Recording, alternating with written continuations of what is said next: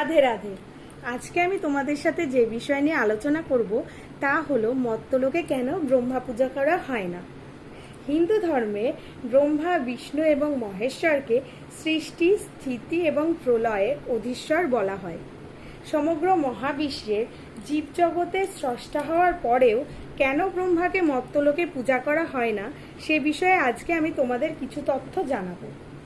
পুরাণ মতে বলা হয়, ব্রহ্মা যখন জীবজগৎ সৃষ্টি করছিলেন সেই সময় তিনি একটি অতীব সুন্দর নারী সৃষ্টি করেন, যার নাম ছিল শতরূপা।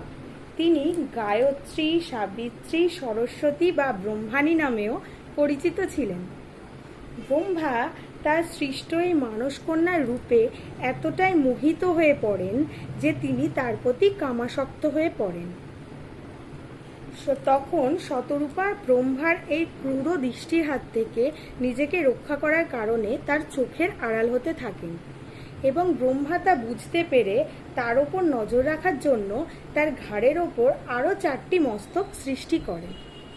একদিন শতরূপা ব্রহ্মার এই কামাবেগের হাত থেকে নিজের সম্ভ্রম রক্ষার্থে পালিয়ে যেতে থাকেন এবং ব্রহ্মাও তার পিছু নিতে থাকেন। তারপর শতরূপা ব্রহ্মার এই পিছু নেয়া দেখে বিভিন্ন রকম পশুর ছদ্মবেশ ধারণ করতে থাকেন এবং ব্রহ্মাও তখন এই পশুগুলোর পুরুষ রূপ ধারণ করে তাকে ধাওয়া করতে থাকে। তখন শতরূপা নিজের সম্ভ্রম বাঁচাতে একটি গুহার মধ্যে গিয়ে আশ্রয় নেন এবং ব্রহ্মাও তার পিছু নিতে নিতে সেই গুহায় যান এবং বলপূর্বক তার সাথে মিলিত হন। নিজের সৃষ্টির ওপর বা নিজের সৃষ্ট এই মানসকন্যার প্রতি এই অশালীন আচরণ করার কারণে দেবাদিদেব মহাদেব ব্রহ্মার ওপর প্রচণ্ড ক্রুদ্ধ হন এবং তিনি ব্রহ্মাকে অভিশাপ দেন যে মর্ত্যলোকে কোনোদিনও তার পূজা করা হবে না এবং দেবাদিদেব মহাদেব তখন ব্রহ্মার এই পঞ্চম মস্তকটিও ছিন্ন করেন।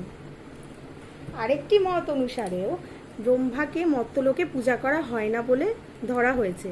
শিবপুরাণে বলা হয় যে একবার ব্রহ্মা আর বিষ্ণুর মধ্যে প্রতিযোগিতা হয় যে কে কতটা শক্তিশালী বা কে বেশি শক্তিশালী।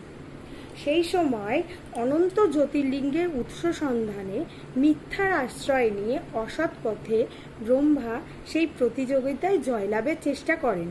সেই সময় দেবাদিদেব মহাদেব তার এই আচরণে তার প্রতি অত্যন্ত ক্রুদ্ধ হন এবং ব্রহ্মাকে এই অভিশাপ দেন যে মর্ত্যলোকে কোনোদিনও তার পূজা করা হবে না।